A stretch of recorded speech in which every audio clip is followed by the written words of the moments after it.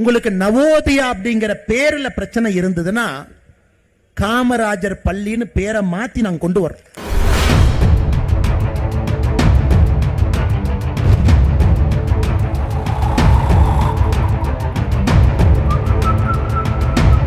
ஐயா நவோதயா பள்ளியை பத்தி கேள்விப்பட்டிருக்கேன், கொஞ்சம் கை தூக்குங்க ஐயா.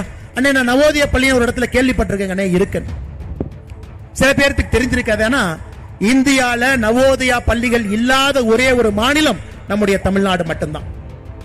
ஐயா இந்த நவோதயா பள்ளி 1987 ஆரம்பிக்கப்பட்டது. எதுக்குன்னா ஏழை குடும்பம், விவசாய குடும்பம், வறுமை கோட்டில் இருக்கக்கூடிய குடும்பம், நல்லா பாத்துக்கங்க ஐயா, ஏழை குடும்பம், விவசாய குடும்பம், வறுமை கோட்டில் இருக்கக்கூடிய குடும்பத்தில் இருக்கக்கூடிய குழந்தைகளுக்கு உலகத்தரம் வாய்ந்த தனியார் பள்ளியில் இருக்கக்கூடிய அதே கல்வித்தரத்தை அவங்களுக்கு கொடுக்க வேண்டும் என்பதற்காக ஒரு மாவட்டத்திற்கு ஒரு பள்ளிக்கூடம், ஜவஹர்லால் நேரு ஐயா பேர்ல ஜவஹர் நவோதயா வித்யாலயா அதனுடைய பேருங்க. இது ஆரம்பித்தது ராஜீவ் காந்தி ஐயா.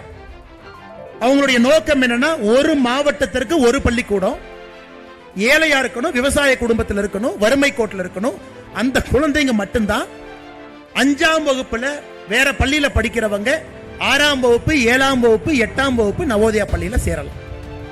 ஐயா இன்னைக்கு உத்தரப்பிரதேசத்துல 96 நவோதயா பள்ளிக்கூடங்கள் இருக்கு. உத்தரப்பிரதேசத்துல 96, கர்நாடகாவிலே 31, குஜராத்திலே 34, ஹரியானாவில் 21, கேரளால 14, தமிழ்நாட்டில் 0.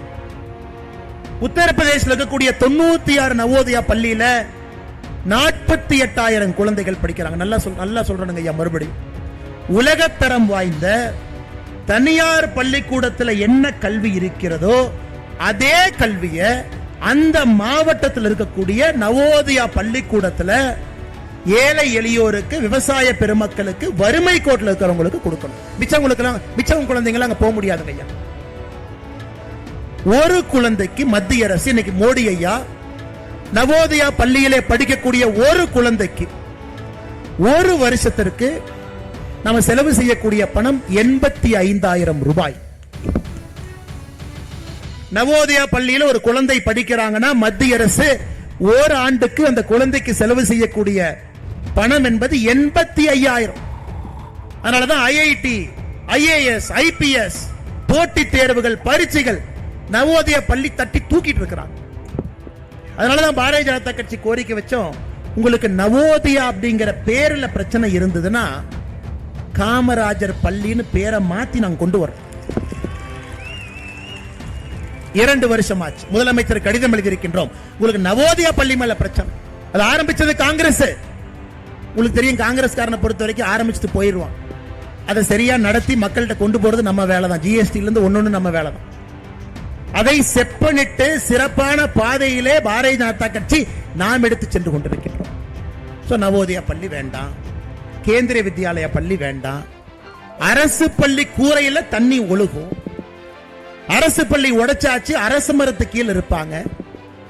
அப்ப எப்படிங்க ஐயா தமிழ்நாட்டில் குழந்தைகளுக்கு தரமான கல்வியை எப்படி கொடுக்க முடியும் நீங்க சொல்லுங்க.